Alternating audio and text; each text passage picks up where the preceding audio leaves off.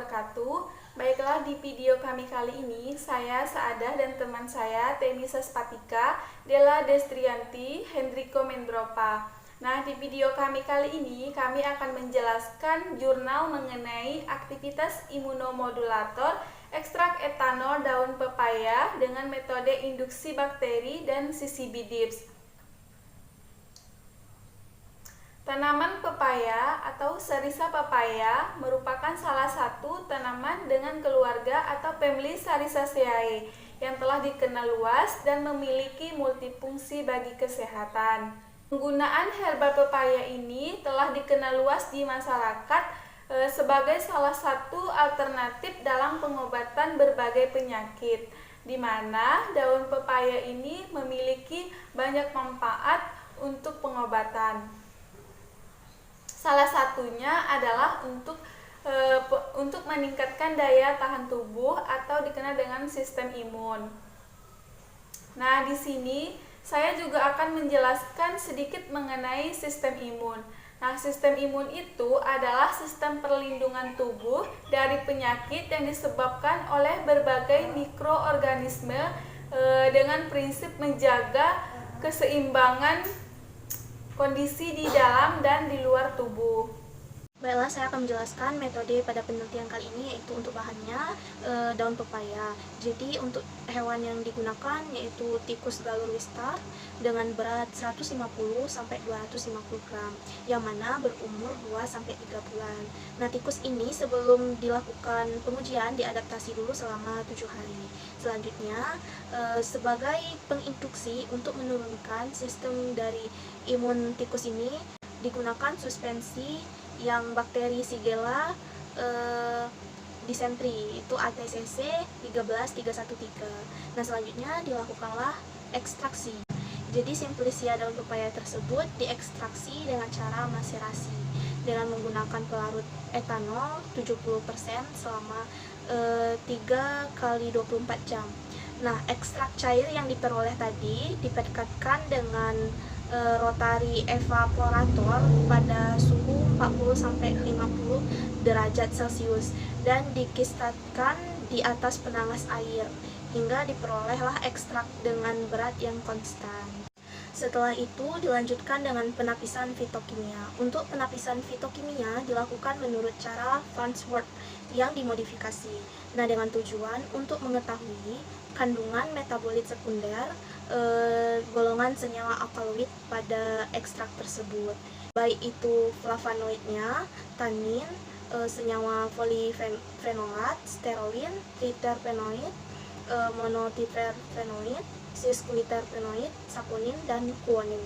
Nah, selanjutnya dilakukan dengan analisis kromatografi lapis tipis atau analisis KLT ini menggunakan sistem pengembang yang mana kloroform dan etil asetat dengan perbandingan 6:4 dan pengembang kloroform, metanol, dan air dengan perbandingan 7:2:1. Nah, pengamatan kromatogram ini dilakukan di bawah lampu ultraviolet dengan panjang gelombang 254 nanometer dan 366 nanometer dengan penampakan bercak yaitu H2SO4 dan AlCl3. Selanjutnya, untuk aktivitas imunomodulatornya berdasarkan rumus Feeder, pengujian tersebut menggunakan 30 ekor tikus yang dibagi menjadi 6 kelompok, di mana masing-masing kelompok terdiri atas 5 ekor tikus, yang mana kelompok 1 merupakan kelompok normal diberikannya suspensi PGA atau biasa dikenal dengan gom Arab sebanyak 2%. Nah, untuk kelompok 2 sebagai kelompok kontrol positifnya diberikanlah Stimunoforte dengan dosis 50 mg per kilogram berat badan dalam suspensi PGA 2%.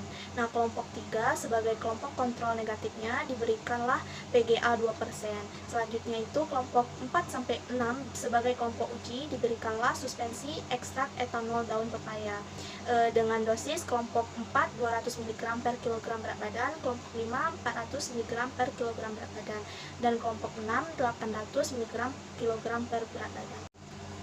Pada hari pertama jam ke-0 dilakukan pengambilan darah seluruh kelompok tikus. Jadi selama 20 hari kemudian barulah setiap kelompok diberi sediaan uji masing-masing. Nah, untuk hari ke-7 dan ke-14 jam ke-0 dilakukanlah pengambilan darah pada seluruh kelompok. Dan kemudian dilakukan induksi suspensi bakteri dari Shigella dysentery MC virulence terhadap 3 kelompok, yaitu kontrol positif, kontrol negatif, dan kelompok uji. Jadi kemudian pada hari ke-8, 9, 15, 16, dan 21 jam ke-0 barulah dilakukan pengambilan darah pada seluruh kelompok tikus melalui mata. Sampel darah ditampung ke dalam vacutainer tub yang mengandung K3-EDTA sebanyak kurang lebih 0,5 mili. K3-EDTA itu biasanya berupa garam yang mempunyai stabilitas yang lebih baik dari garam EDTA karena menunjukkan pH yang mendekati pH darah, yaitu sekitar 6,4. Nah, sampel darah dihitung leukosit dan komponennya dengan menggunakan instrumen hematologi analyzer atau Sysmex dengan prinsip electrical impedance dan flow cytometry. Nah, untuk analisis datanya, data yang diperoleh tadi dibuat dalam bentuk tabel dan dilanjutkan dengan analisis secara statistik menggunakan software SPSS, statistik dengan metode analisis varian atau ANAVA, dan uji lanjut Duncan. Untuk pembahasannya, daun pepaya telah terbukti banyak mengandung komponen aktif yang dapat meningkatkan antioksidan total di dalam darah dan mengurangi tingkat peroksidasi lemak seperti pepain dan juga flavonoid. Untuk kandungan senyawa kimia yang terdapat pada ekstrak daun pepaya ini yaitu alkaloid, flavonoid, saponin, tanin, dan glikosida. Selain itu, daun pepaya ini diketahui berhubungan dengan aktivitas antiinflamasi. Hal ini dikarenakan pada pemeriksaan ekstrak etanol atau pemeriksaan KLT, daun pepaya menunjukkan ada bercak berwarna kuning pada sinar UV. Hal ini dikarenakan pada ekstrak daun pepaya ini mengandung senyawa fenol ataupun flavonoid. Beberapa metabolit sekunder yang terkandung di dalam daun pepaya seperti fenol, asam organik, glukosinalat, dan juga flavonoid diketahui berpotensi berperan penting dalam beberapa eksperimen in vivo. Nah, jadi flavonoid yang terkandung di dalam ekstrak daun pepaya tadi diasumsikan memiliki kemampuan dalam mengaktifasi sel NK, terutama dalam imunitas non-spesifik seluler, sehingga makrofa mengalami peningkatan aktivitas fagositosis secara cepat dan efisien. Hal itu dapat menyingkirkan antigen. Jadi, dalam proses metode ini, titik utamanya yaitu mengamati perubahan dari parameter respon imun non-spesifik tikus terhadap ekstrak daun pepaya yang berperan penting sebagai imunomodulator. Beberapa parameter yang dapat diamati menggunakan instrumen hematologi analyzer adalah neutrofil, monosit, dan leukosit. Tujuan pemberian kontrol positif pada saat metode ini dalam ekstrak daun pepaya tersebut tadi terhadap hewan percobaan adalah untuk meningkatkan sistem imunitas pada tikus tersebut. Jadi daun pepaya tadi untuk meningkatkan imunitas pada tikus tersebut, sehingga diberikan lagi lah bakteri Shigella dysentery, bakteri yang dimaksudkan untuk memberikan efek disenteri terhadap tikus. Jadi berdampak dari infeksi bakteri tadi akan meningkatkan jumlah fases dan menurunkan konsistensi fases dan aktivitas fisik tikus tersebut, serta menurunkan beberapa parameter dalam sistem tikus imun pada tubuh. Jadi pada tabel 1, pada hari ke-8 dan 15 terjadi peningkatan yang signifikan pada kelompok, kecuali kelompok normal. Hal ini disebabkan karena terjadinya invasi bakteri ke dalam tubuh tikus akibat adanya perlakuan induksi pada hari ke-7 tadi. Penurunan nilai neofit tikus pada hari ke-9 dan 16 terjadi karena neutrofil akan meningkatkan dan menunjukkan pada titik infeksi. Hal yang menunjukkan bahwa ekstrak daun pepaya dapat meningkatkan jumlah neutrofil. Neutrofil ini merupakan tipe sel yang multifungsi pada imunitas bawaan yang berkontribusi untuk melawan bakteri dan pengenalan pada patogitosis. Pembunuhan benda asing juga bertanggung jawab dalam memproduksi antibodi yang menyebabkan peningkatan imunitas. Kandungan zat beracun yang terdapat dalam neutrofil dapat membunuh dan menghambat pertumbuhan bakteri dan juga memedidasi sel lain dari sistem imun seperti makrofa. Baiklah, saya akan melanjutkan pembahasan dari gambar 3. Berdasarkan gambar 3, terlihat bahwa pada hari ke-8 dan 15 mulai terjadi peningkatan nilai leukosit pada semua kelompok kecuali kelompok normal. Kemudian pada hari ke-9 dan 16 terjadi peningkatan nilai leukosit yang cukup signifikan. Pada kelompok tersebut, penurunan nilai leukosit pada hari ke-14 dan 21. Pada tabel 4, hasil uji ANAVA parameter leukosit menunjukkan nilai signifikan 0,120. Peningkatan leukosit pada hari ke-8 dan 15 disebabkan terjadinya invasi bakteri ke dalam tubuh tikus akibat adanya perlakuan induksi pada hari ke-7 dan 14.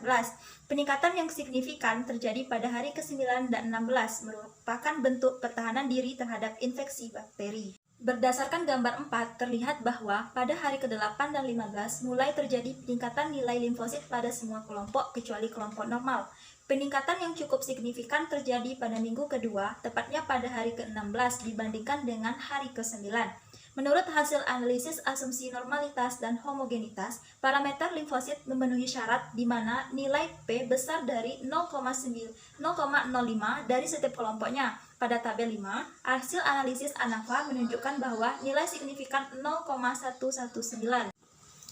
Peningkatan parameter limfosit yang lebih tinggi pada minggu pertama induksi dibandingkan dengan induksi pada minggu kedua, dikarenakan parameter limfosit hanya akan terlihat optimal pada saat hewan uji mengalami invasi bakteri. Limfosit akan menjadi matang tepat saat bakteri yang sama menginvasi tubuh yang sama pada waktu yang berbeda. Hasil analisis ANAVA parameter limfosit menunjukkan bahwa nilai P besar dari 0,05 yang artinya tidak terdapat perbedaan yang signifikan pada parameter limfosit antar kelompok perlakuan. Ditinjau dari parameter neutrofil, monosit, leukosit, dan limfosit yang terjadi pada tikus yang telah diberikan ekstrak daun pepaya, Sarisa pepaya L selama 20 hari, terlihat adanya perubahan parameter darah yang menunjukkan adanya aktivitas imunomodulator pada dosis yang diujikan. Parameter neutrofil dan monosit menunjukkan perbedaan antar kelompok yang signifikan secara statistik. Namun, parameter leukosit dan limfosit tidak berbeda nyata dari ketiga dosis yang diujikan, dosis 200, 400, dan 800 mg per kilogram berat badan, menunjukkan adanya aktivitas imunomodulator. Namun, dosis yang memberikan aktivitas imunomodulator tertinggi adalah dosis ekstrak 800 mg per kilogram berat badan. Nah, adapun kesimpulan dari hasil penelitian aktivitas imunomodulator ekstrak daun pepaya, Sarisa pepaya L, terdapat perbedaan yang signifikan terhadap parameter neutrofil dan monosit yang merupakan menunjukkan adanya efek imunomodulator. Ekstrak daun pepaya dosis 800 mg per kilogram berat badan menunjukkan kemampuan imunomodulator tertinggi dibandingkan dosis 200 dan 400 mg per kilogram berat badan. Nah, sekian video dari kami. Wassalamualaikum warahmatullahi wabarakatuh.